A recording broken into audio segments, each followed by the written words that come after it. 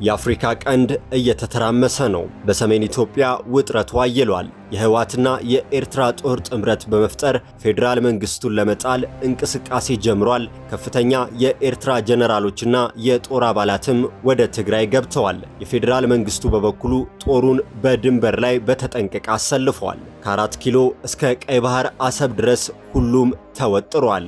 ከአዲስ አበባ እስከ መቀሌ፣ ከአስመራ እስከ ቀይ ባህር ድረስ የሚወጡ ዘገባዎች፣ የፖለቲካ መግለጫዎችና የወታደራዊ እንቅስቃሴ ሪፖርቶች የክልሉን ትኩረት ወደ አንድ አቅጣጫ እየመሩት ነው። ይህም የደህንነት ሁኔታው እየተወሳሰበ መምጣቱን ያሳያል። ታዲያ በእርግጥ ከመጋረጃው ጀርባ ምን እየተከሰተ ነው? ይህ ሁሉ ወደ አዲስ ግጭት የሚያመራ ምልክት ነው ወይስ በክልሉ ያለው የፖለቲካና የዲፕሎማሲ ግፊት የሚያንጸባርቅ ስልታዊ እንቅስቃሴ ብቻ ነው? እነዚህን ጥያቄዎች መልስ ማግኘታቸው ለኢትዮጵያ ብቻ ሳይሆን ለመላው የአፍሪካ ቀንድና ለቀይ ባህር ክልል ወሳኝ ነው። ምክንያቱም ይህ ክልል የዓለም ንግድ፣ የደህንነትና የጂኦፖለቲካዊ ፉክክር ከሚገናኙበት እጅግ ስልታዊ ስፍራዎች መካከል አንዱ ነው። በዛሬው ቪዲዮአችን ውስጥ የሚወሩትን መረጃዎች፣ የተለያዩ ወገኖች አቋሞችን፣ የክልሉን የጂኦፖለቲካዊ አውድና ሊኖሩ የሚችሉ አማራጭ ሁኔታዎችን በማስረጃና በሚዛናዊ ትንታኔ እንመለከታለን። እስከ ቪዲዮአችን ፍጻሜ ላይክ፣ ሼር እና ሰብስክራይብ በማድረግ አብሮነታችሁን ከኛ ጋር አድርጉ።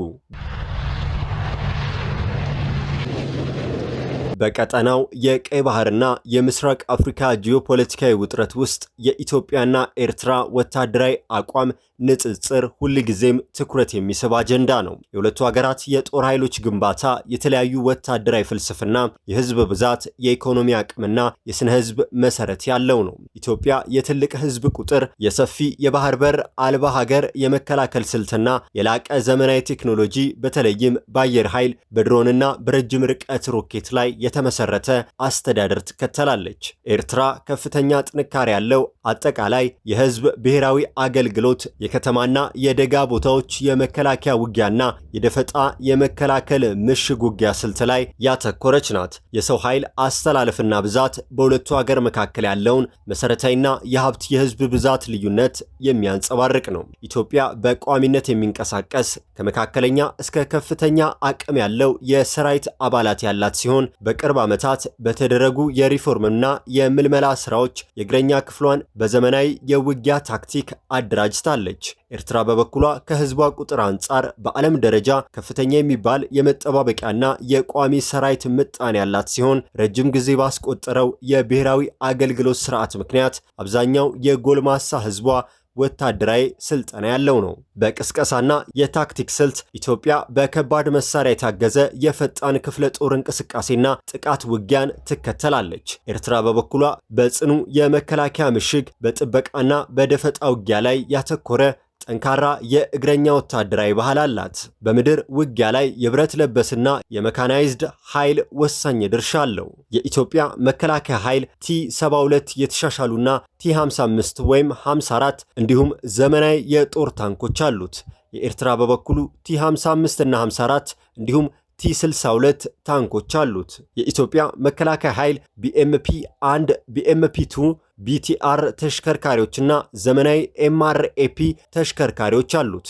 የኤርትራ መከላከያ ኃይል ቢቲአር 60፣ ቢኤምፒ-1 እና ቢኤምፒ-2 ተሽከርካሪዎችን ይዟል። የኢትዮጵያ መከላከያ ኃይል የከባድ አርትለሪና የቪሄክል ፈጣን ጥቃትን ማስተናገድ ይችላል። የኤርትራ መከላከያ ኃይል በበኩሉ የመከላከልና የደፈጣ ምሽግ ድጋፍ ሰጪ የታንክ አስተላለፍ አለው። የምድር ውጊያ የበላይነትን ለመቆጣጠር የመድፍና የሮኬት ተኩስ መሳሪያዎች ወሳኝ ናቸው። ኢትዮጵያ ዘመናዊ የረጅም ርቀት የሮኬት ማስወንጨፊያዎችና ተመጣጣኝ የቻይና ሩሲያ ቴክኖሎጂዎች አሏት።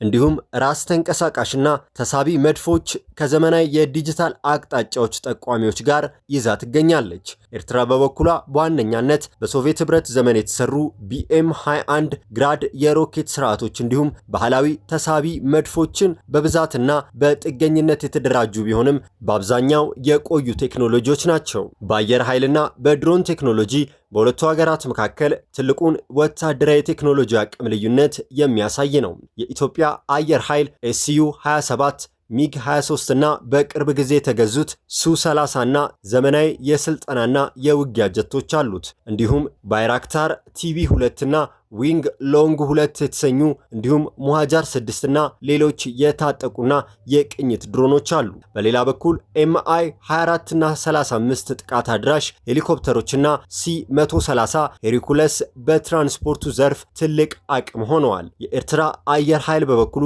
ሚግ 29 እና የተወሰኑ ሱ-25 አውሮፕላኖች አቅማቸው የተገደበና በጥገና ላይ የተመሰረቱ ናቸው። የድሮን ቴክኖሎጂውን ስንመለከት የተገደበ የቅኝት አቅም፣ ከፍተኛ የቴክኖሎጂና የታጠቁ የጥቃት ድሮኖች በስፋት አይታዩም። በአየር ኃይሉ ከመከላከልና ከአነስተኛ የአየር ድጋፍ በላይ ሰፊ የአየር የበላይነት ለመቀናጀት ያለው አቅም አነስተኛ ነው። የአየር መከላከያና ራዳር ስርዓትን ስንመለከት ኢትዮጵያ የረጅምና የመካከለኛ ርቀት የአየር መከላከያ ስርዓቶች እንደ ኤስ-75፣ ኤስ-125 እና ኤችኪው-64 አሏት። ስልታዊ ግድቦችን፣ ዋና ከተማንና ወታደራዊ አዛዦችን ከማህደራዊ የሮኬትና የአየር ጥቃት የመጠበቅ የዳበረ መዋቅርም አለው። በኤርትራ በኩል በአብዛኛው በሶቪየት የተሰሩ የቅርብና የመካከለኛ ርቀት አየር መከላከያዎች ኤስኤ-3፣ ኤስኤ-6 እና የሰው ትከሻ ላይ የሚሸከሙ ስትሪላ የተሰኙ ይገኙበታል። የባህር ኃይሉን ስንመለከት ኤርትራ ከ1000 ኪሎ ሜትር በላይ የባህር ዳርቻ ያላት በመሆኑ አነስተኛ የባህር ጥበቃ ኃይል አላት። ተግባሯም የባህር ዳርቻ ጥበቃ፣ የህገወጥ ዝውውር መግታትና የቅርብ ባህር ውጊያ ነው።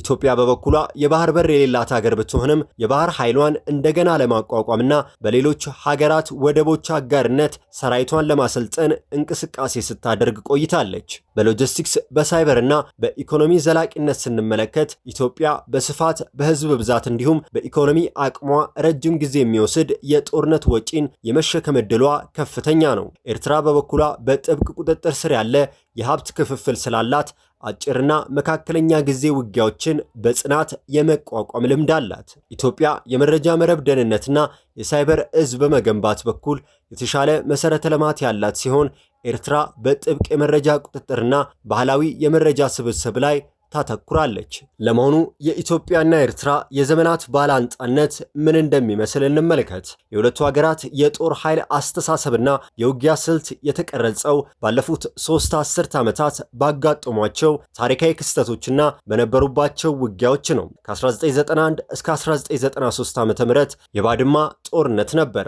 የባድመ ጦርነት ወቅት በሰፊው እግረኛ ሰራዊትና አርትለሪ በመጠቀም የወደቁ ምሽጎችን የመስበር ስልት የተጠቀመች ሲሆን ይህ አቀራረብ በኋላ ወደ ፈጣንና የቴክኖሎጂ አቅም ወደሚጠቀም የውጊያ አደረጃጀት እንድትቀየር ምክንያት ሆኗል። ኤርትራ በበኩሏ በባድመ ጦርነት ወቅት በጥብቅ የተዘጋጁ ረጅም የምሽግ መስመሮችና የመከላከል ድጋፎችን በመጠቀም የጠላትን ጥቃት የማስቆም ስልትን ትከተላለች። ይህ የመከላከያ ስልት አሁንም ድረስ የትምህርቷና የታክቲኳ መሰረት አካል ነው። በመሬት አቀማመጥ መጠቀሚያ ስልት ደግሞ ኢትዮጵያ ክፍትና ሰፊ በሆኑ ቦታዎች ላይ መካናይዝድ ክፍሎችን፣ አየር ኃይልና ከባድ አርትለሪዎችን በማቀናጀት የጠላትን ስብስብ በሩቅ የማዳከም ስልት ትከተላለች። ኤርትራ ወጣ ገባና ተበታታኝ የሆኑ የደጋ ቦታዎችና ድንበሮችን በመጠቀም ጠላትን ወደ ጠባብና ለመምታት አስቸጋሪ ወደሆኑ የውጊያ ቀጠናዎች በመሳብ የደፈጣና የቅርብ ውጊያ ታካሂዳለች።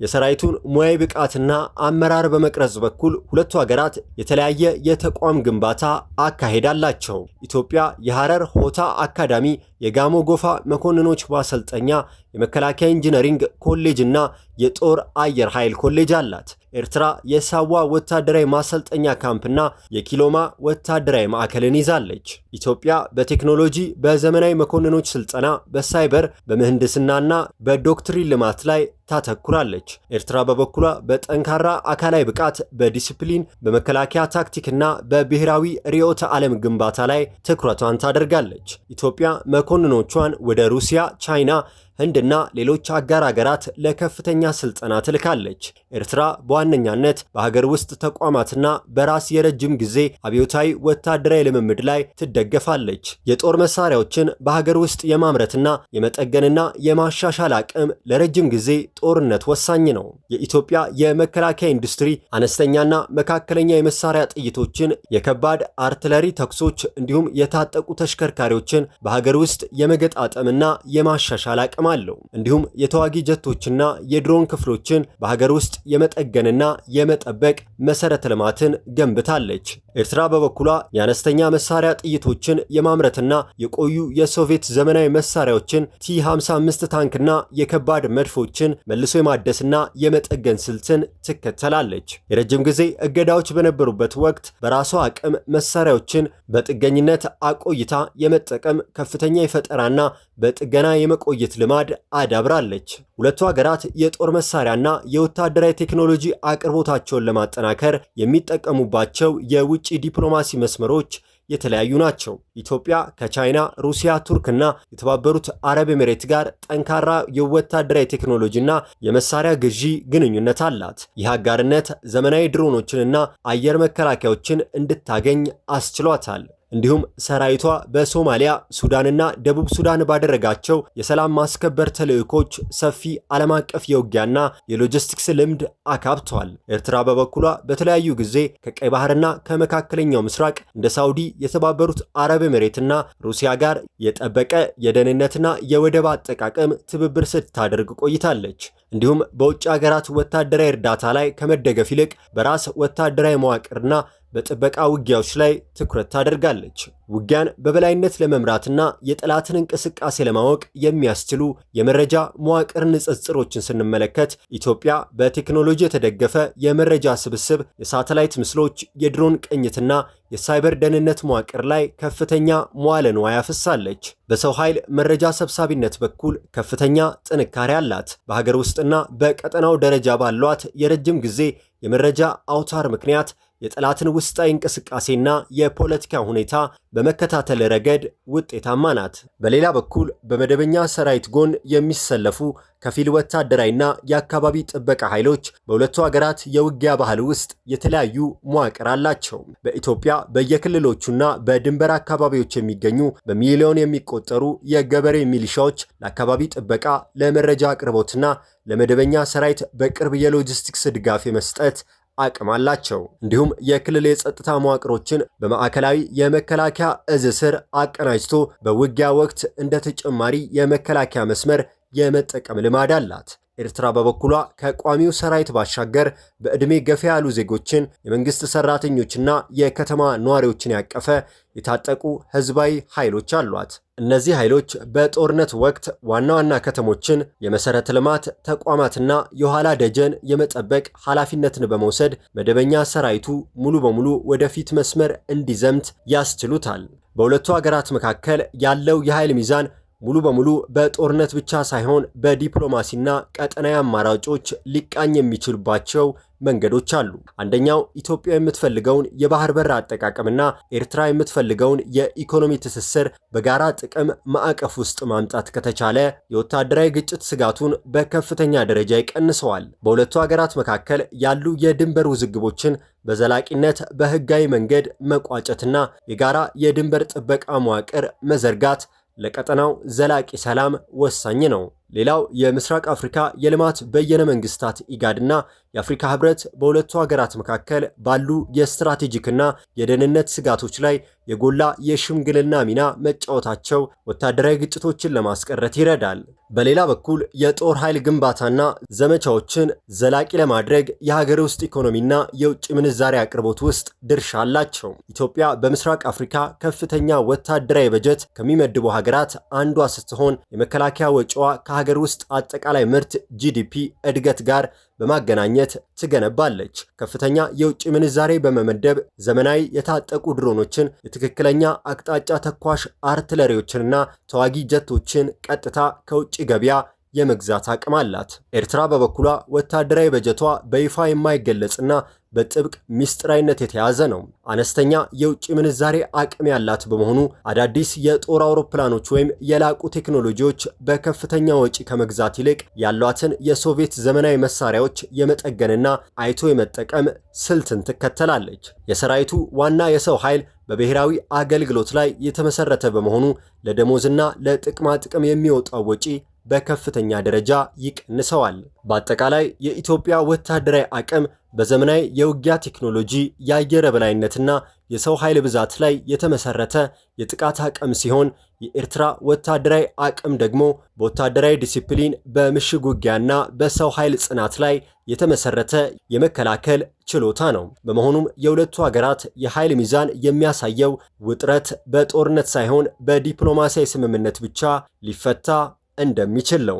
የተወደዳችሁ ቤተሰቦቻችን የዛሬው መሰናዷችን ይህንን ይመስል ነበር። በመላው ዓለም ያላችሁ ተከታታዮቻችን ሐሳብ አስተያየታችሁን ኮመንት ላይ አስፍሩልን። ቪዲዮአችንን ከወደዳችሁት ላይክ፣ ሼር እና ሰብስክራይብ ማድረጋችሁ እንዳይረሳ። በቀጣይ ቪዲዮ እስከምንገናኝ ቸር ሰንብቱ።